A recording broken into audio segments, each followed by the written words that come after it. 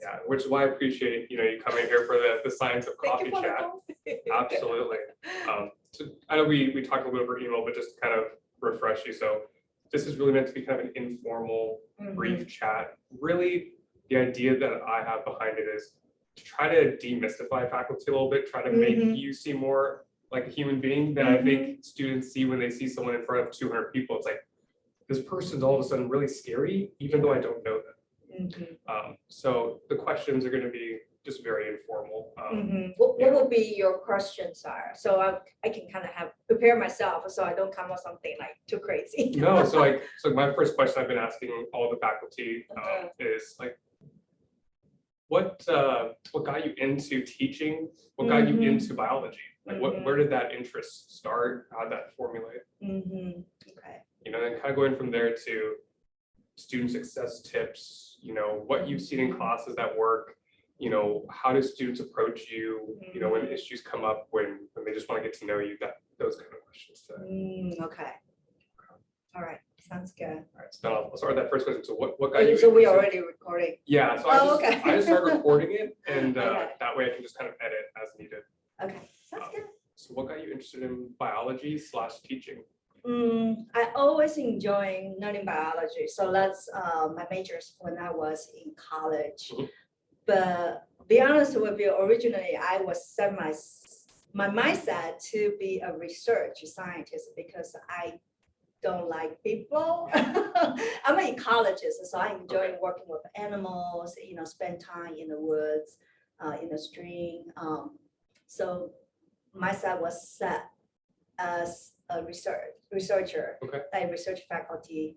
But when I graduated from the graduate school, I got this opportunity to teach as adjunct.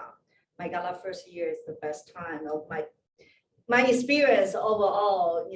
As a teacher in the community college, it was fun and it was really rewarding because I guess you still have a lot of energy, and that started me thinking, oh, maybe that's one of my career options. And then later there's a lot of opportunities to open up. So then I decided I'm kind of very good at the teaching. I kind of enjoy it, and I enjoy the interaction with my students. So and then I kind of steer toward my career path, maybe, kind of become like a teaching faculty. So I think my suggestions to my students is always, branch out, don't set your mindset in just the one little thing, and always have a backup plan or another options, and then try it out, especially in college. Sure. So kind of bouncing from there, with students being in such a large class when they're, first being introduced to some of these subjects, how do you see the ones who are able to successfully really connect with biology as a subject, whether that is they're pre-health or they are a bio major who wants to go to STEM, or they're from a whole different background? How do you suggest they connect with that interest? So in my class, I started teaching large lectures since 2018. I started teaching in BCU because before that, my class, the biggest size is 55. So I can remember everyone's name, and we have a lot of interactions. I know everyone's story. But once I started teaching in BCU, I was assigned to teaching intro bio. And so these past 3 years, I haven't learned a lot, like those dynamic in a large lecture. I noticed some issues, and I'm trying to readjust my class in a very different way to kind of engage a student, because most of the students in large lecture, they feel I'm invisible. No one knows about me. Dr. Huang doesn't know who I am. I always tell them the first day, I say, I know who you are. Maybe I can't recall your name, but I know how you look like. And I know you were my student. And they always like, But later, a couple of years later, when I say hi, and I say, you were in my class, well, they were like, how did you know? I said, of course I know. So to kind of diminish it or reduce that kind of I'm invisible, no one cared about me, and what I'm learning this biology for, I implement a couple things in my classes. So first I use preceptor. So it's kind of equivalent to undergraduate student assistants. And each preceptor have a small group. They got students sign up to be in their group. So it's about 20 students per one preceptor. So I use them to build a learning community. Okay. So they have a smaller one and they have a bigger one, and then they have bigger one as a whole class. Sure. And that usually kind of help me keep on track which student, may need some more help, or some student are doing well, just kind of keep track where they are. And I really love that. And my preceptor love that because that's a way they kind of build network. Sure. And they also gain a lot of like mentorship, leadership experience. Yeah. And we just got a grant starting this July to implement the course-based peer mentoring program in my class and Dr. Alan Carpenter's class. Okay. So we're gonna try it out and see how exactly helping students. And the other things I usually do is using case study. Okay. Yeah, I don't remember when I went to a conference or maybe some kind of workshop, and one person said these things that really strike me, which is he say, teach it to use it. And that kind of resonate a lot of paper in teaching and learning I have read before is if you want to teach students some particular concept, if you don't provide an opportunity for them to apply to their real life, I mean, they're gonna forget about that. Just like learning a language. Like my mentor is really good when I was living in Taiwan, but now I'm not using it, especially my Taiwanese. I'm struggling with it when I talk to my grandpa because he's the only one speaking, Taiwanese with me. Okay. And so I think it's very key. So for my biology course, ecology course, I using a lot of real life example or current event to kind of make the connection for students. Say, hey, see, that this is what we learn, and that's how you can apply. And I think that helps to help students to see, okay, this is what we learned in this. And biology is much easier because you say it's your body, And like for example, when we teach mitosis, the first thing is like it's not like, oh, this is mitosis. The first thing is how many people know about cancer? How many people someone is suffer, with cancer or is a survivor from the cancer? And you can see 99% of students, they will raise their hand. Yeah. And then I said, well, this is why we learned about mitosis. And you're gonna learn about mitosis and apply that to understand what cancer is. And so you instantly kind of get their attention. So yeah. That's amazing, because I remember for me in undergrad when I took physiology, it was such a lightning rod moment for me because my professor did exactly that, where they only taught and they only tested on what was in class. And it was specifically, okay, let's pretend that this poison, got to the brain, and here's the pathway of it getting to the muscle. And that just sparked so much passion for all the students because we understood how we were learning about the neural system based on real life experiences.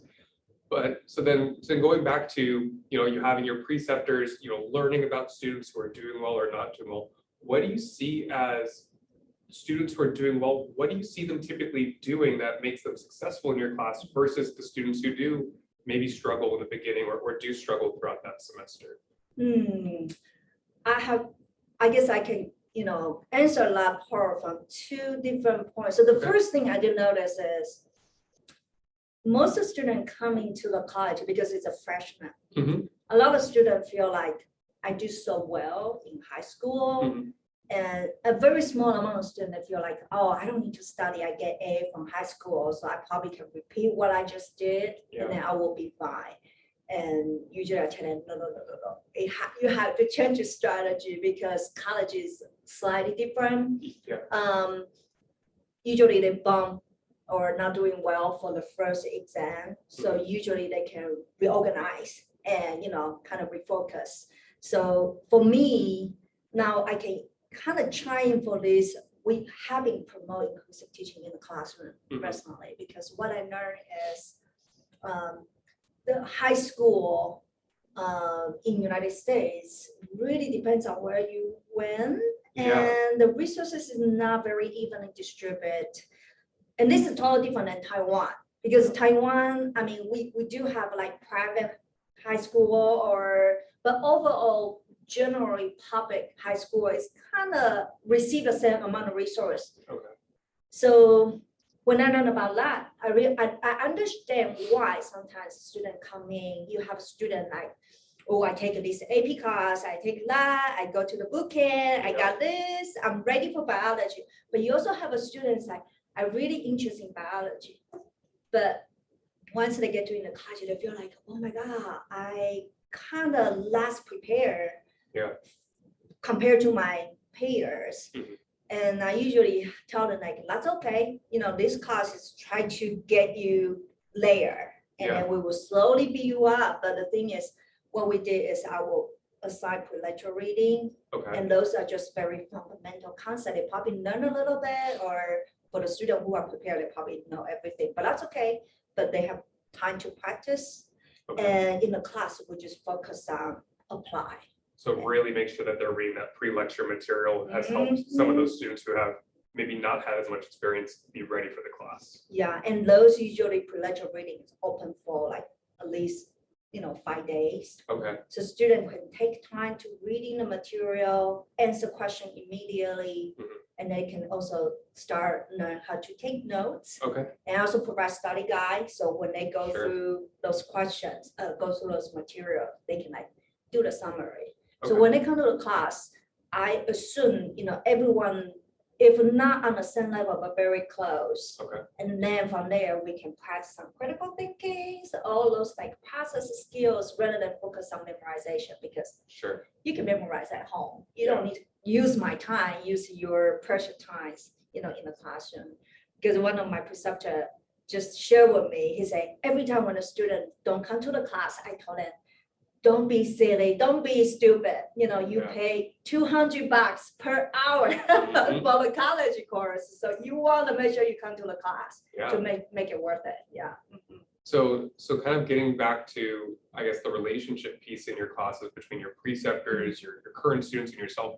How can students form a relationship with you? Do you prefer that they kind of start with the preceptor? Are you available on email? Do you like students coming to office hours? Like, how does a student get to know you? Because it's such a large class, they can feel invisible to you, and you become such a big presence as a professor.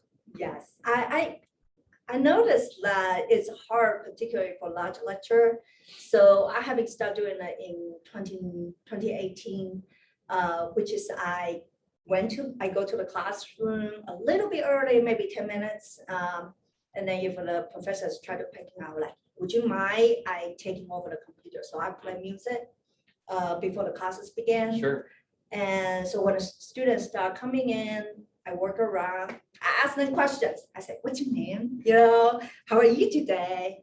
And just work around trying to, match the face and the name, even if it's for large lecture, but usually that works. And then when the classes begin, we'll just have a little talk and then start a class. So because it's an active learning, so they have a lot of group work. So during the group work, I walk around and with preceptors. So that's the other thing, is kind of build connections. Even not every single person, every day, every lecture, but I'm trying to. And the other things I host, I don't call office hour, like I was saying, office hour is kind of scare students away. So I hosting what we call student hour, but for me, usually I say coffee hour with Dr. Huang. And sometimes it's a lunch time. It's called lunch date with Dr. Huang. That's great though. Yeah, and that's happened during the COVID. I realized, I know COVID is really I don't know, tragedy for human society, but sometimes it brings like a silver lining. Like I realized, I should start thinking about not even host in person student hour, but also on Zoom, because we have a lot of computer. Yeah, absolutely. And they can come to campus, and Zoom will be the ways they can still. I have a student like they were just logging while they are working on campus, like they have been a receptionist, right? But there's nothing going on, so she was just logging briefly, and then when someone need her, she said, "Sorry, I gotta go." I said, "Don't worry," because we have a group of students, so that's kind of fun. This coming semester, I was thinking about, instead of hosting on Zoom, I have been mentioning to my student, maybe we can have a picnic. outside Yeah. the courtyard. Yeah, And I say, if you're vaccinated, you're good. You can come closer to me. If you are not, wear your mask Yeah. and we pretend. But we can eat lunch together, That's great. or we can take a walk to the Morro Park okay, and then yeah, sitting there talking about things and then come back. Because I think I want to, have more time with them, but in different kind of setting. yeah, than just a stuffy office. Yeah, yes, yeah, it's so boring sitting off, everyone stare at each other, but if we're working, we are exercising, Mhm. and they also have a chance to Yeah. talk to other students. So I'm really serious thinking about, I'm gonna put that in one of my, like either lunch day, I don't know, I haven't come out a very Yeah, like Yeah. slogan for that, like, a hike with a walk with Dr. Huang, but that's the ways they can reach out to me. And of That's course, great. they send email to me too. Yeah. I also use Remind okay, as like an announcement Mhm. besides Canvas and email, okay, kind of remind them quickly. And we also use Discord before. Discord, yeah, Yeah, I feel like Discord is very useful, but some Mhm. students yeah. we prefer using GroupMe, so Yeah. I think that's another way to communication. Yeah. So I know that there are always those students who just feel comfortable right away reaching out to professors, going, what about for the students who they almost feel like they don't have a good reason to come see you? What reasons should students have to come see you? Like, do they need to have a certain level of question? Can they just come to get to know you if they don't have questions? Why would a student, or what should a student think of as kind of like that minimum barrier to come and see you? I would say, I usually tell students, you pay for the service in this school. I say the same thing. That's what I You say. gotta use it. But I do understand because I'm first gen. Mhm. When I was in college, I didn't use any of the resources. Even they may or may not exist because that was a long time ago. Yeah. But that doesn't mean I'm okay or I didn't have any struggles during my college. I do, but it's just like I'm not aware Mhm.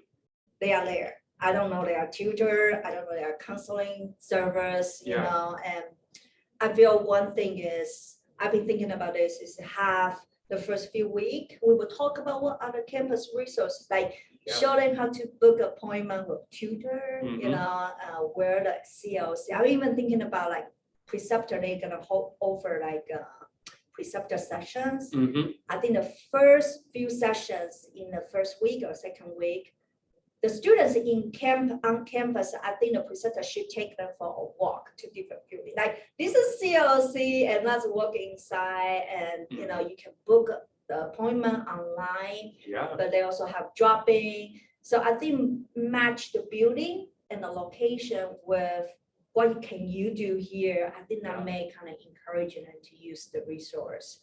And as of speaking to the professor, I feel there's no minimum, whatever you feel like, you should just Mhm. reach out.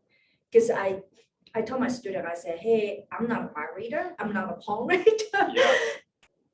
I won't be able to know what happened to you if you do not share with Yeah. me. And I promise I'll keep it confidential, but you gotta let me know you need help.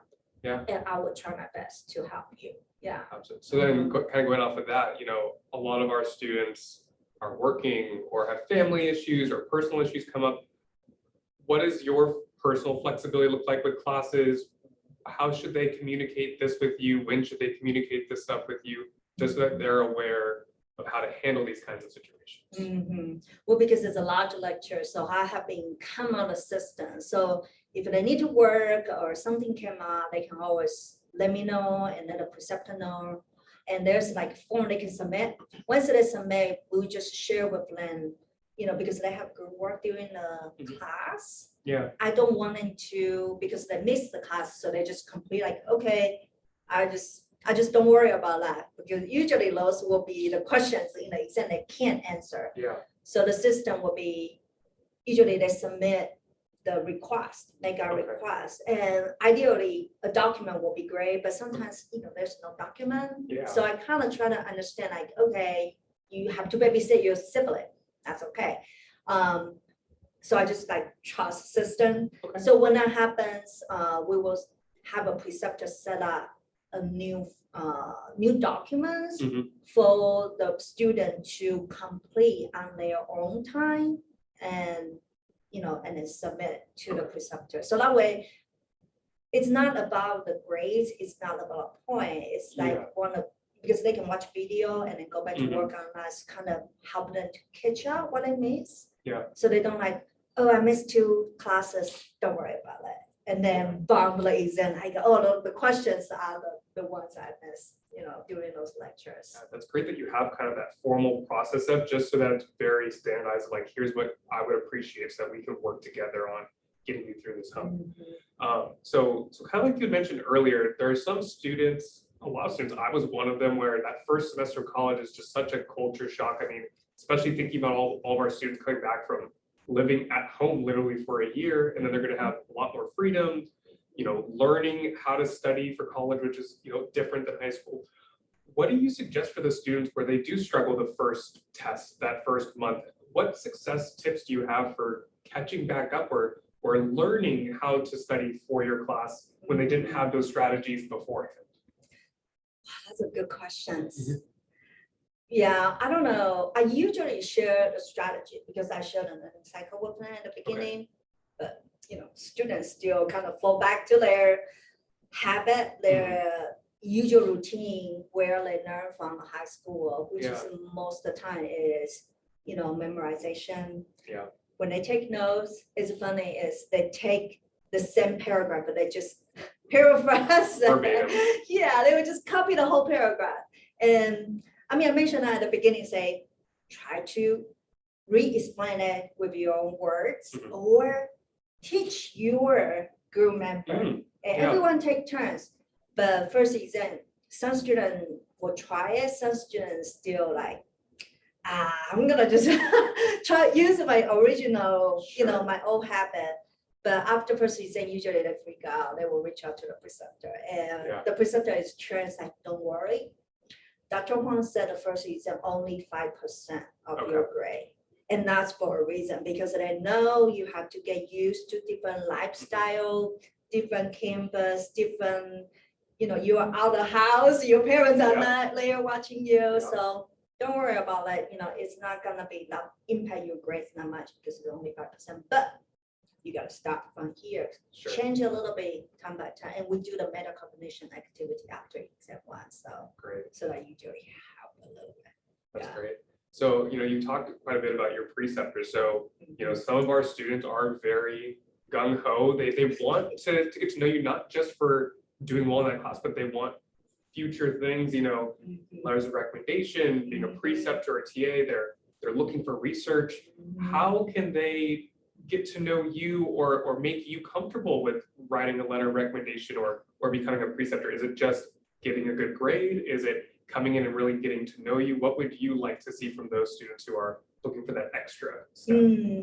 I like that question because I usually tell students recommendation letter for me is, okay, I usually tell them everyone's letter is different. Yeah. So it usually took me at least 2 hours to write a letter for a student. Yeah. And if I know the student for 2 years, 3 years, or very in-depth, very in-depth, it's easier for me to write because I got a lot of story to tell. Yeah. So I usually tell them like, if you feel like you can connect to, maybe not me, but maybe your chemistry, try to go to their office hour or try to talk to the professor. You don't have to have anything to talk about. I usually have a student just come and say, hey, Dr. Huang, I just want to say hi. And then of course, I would say, yeah, thank you for coming to say hi. What's your name? And then we start talking about what happened to, the campus life, what's happening. And you make it become a habit and go to the student hours. For me, it's very good to get to know the student's personality and their plan, their ambition. If they work with me, that's even better. So right now, because I got so many people request, and a lot of time when students send me, it's just I can't even remember what you look like. Yeah. And I can't really write a letter for the people I don't really know who you are. So I have to say no. And I feel really bad because I know students, especially in the big school like this, it's very hard to find a professor they can actually build a relationship. So I usually encourage like, just drop your shyness, just be not aggressive, but like, just reaching out. Yeah. And I think that's one thing I usually tell. So office hour, and send, email, like you found a good articles, like I really like this article because that's I want to share that with you. That also kind of keep the name in the professor's mind. And that's all like a few strategies, usually very, useful to kind of help a professor to know you and develop a relationship. Yeah. That's great. So my last question for you is, how would you like your students to perceive you? You mean like how I want my students see me? Yeah, like how would you like your students to think of you when they think of Dr. Huang? Like what would you hope comes to their mind? Well, that's a hard question. Yeah. I don't know. I want them to think I'm there. I don't know. I am their, teacher sounds like too boring, but I also not their friend. I want them to think about I'm here to help them. Okay. And the reason I want to help them is because I have been there. Yeah. My college life is nothing interesting. And I'm not saying I didn't gain a lot of experience, but those are painful experience and learn from that. And I wish if I can start over or relive again, I would do things differently. Yeah. So in order for that, I want my student to grab the opportunity to enjoy the college life, but also achieve their whatever they want to do. Sure. Yeah. And I think that's the most important. So I'm there for them. And so sometimes my husband said, like, I feel like you carry your student more than me. I said, that's not true. But it's kind of true because, being a teaching faculty, you work 24/7 pretty much. Yeah. Weekends, you got the emergency email from students. You feel like you need to jump in and taking care of that. So yeah, I love my students. And that's all I have to say. Great. Well, thank you for joining me today for the Science of Coffee Chat. Thank you. I enjoyed